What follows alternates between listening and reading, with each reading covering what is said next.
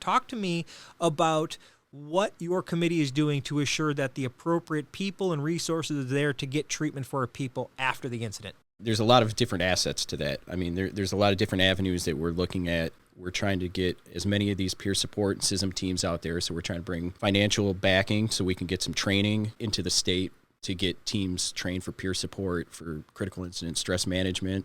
What we're also trying to do is get PTSD presumption in Lansing. That's a big, lofty goal of ours, so that the treatment will be covered. You won't have to pay a dime for it. What we're also trying to do is work on getting cultural competency with clinicians within the state, because you talk to any firefighters around the state, whenever they try to go talk to somebody, it's been, you hear the same stories. They either were throwing pills at you, or, they just want to hear your war stories, or, you may have made them cry. And it's like, you have to find those cultural competent clinicians who know how to work with us, who know how to deal with us. And that's what we're really trying to do, is go out there, find them, and actually teach them about us. So then when you go talk to them, it's like you're talking to one of the peers. I mean, it's not going to be the same, but you're going to have somebody who really understands what you're doing. So that's another one of the things that we're trying to do. And as well, we've partnered with Wayne State to create the Frontline Strong website. This is a program Wayne State created. And what they did was way different than any other program that we've ever seen out there. Instead of clinicians coming to us and telling us what we needed, the clinicians came to us and said, what is it that you need? You drive the ship, you tell us what you need. And that's what they did. And they branched it out. It's police, fire, EMS, corrections. And what they've done is really create a skeleton work of a mental health program within the state. So you can go to this website, which is www.fst5.org. You can go on that website and you can find a peer support team. You can find clinicians that have been vetted. When you're looking for a peer support team, it's done by region, and you can look and see what are the different things that each peer support team brings, if they're a type 1, a type 2. And you can find those culturally competent. Maybe vetted. They've been vetted through a process for guys like you that said, you're going to walk into a situation, here's the spectrum of your humans you might encounter. They're different from the general population in these ways.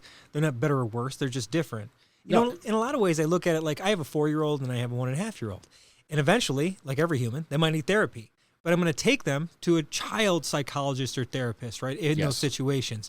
I wouldn't take them to just anyone. Well, it's like a first responder. A child has a very specific mind. Well, a first responder's mind has been cultivated in a certain way. And to untie those knots sometimes needs a nuanced approach.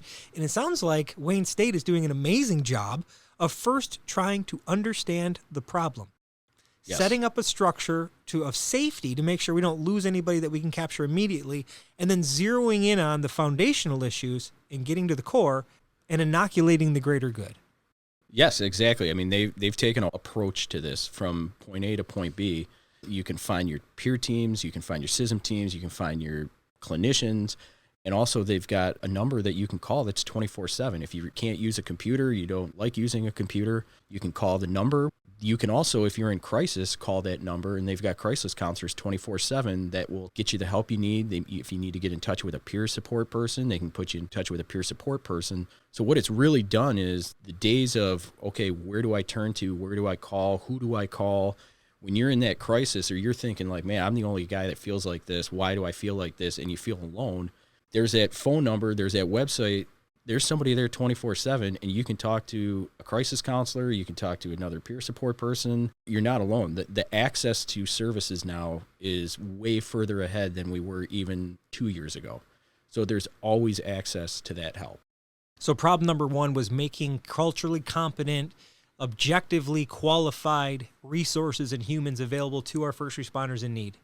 Second was creating a structure to understand them over the future. And the third is just getting it available and making sure people know, A, you're not alone.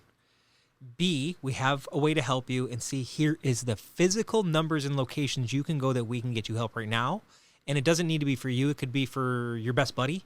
Absolutely. It could be for your boss. Yep. Or somebody who works for you, or maybe your wife or your boyfriend or your girlfriend, whoever. Yes. Maybe your kids are having a problem. This is set up for that. That's one of the good things about this website is it's not just for behavioral and mental health problems, or if you're in crisis. I mean, they've got things on there if you've got financial problems, if you need childcare. It's really a whole life approach. It's not just for you, it's for your family as well. So you can call this number and get all of those resources for that. Because let's face it, if you're having some financial problems, that really bleeds into your mental and behavioral health. That could be causing the stress that you're dealing with. So if we can fix that financial problem, then we can help with your behavioral and mental health on top of it. Really a whole person approach of what we can do to try to help you to reduce those stresses and reduce the stuff that's bothering you. Another resource that you can use other than the Frontline Strong resource is the new 988 phone number, which is the National Suicide Hotline. So we want to make sure that gets out there as well. That just changed over in the past couple months. So if any of the members out there are contemplating suicide or feeling suicidal, you can also dial that 988 number and you can get contacted right there with the National Suicide Hotline and get you the help that you need.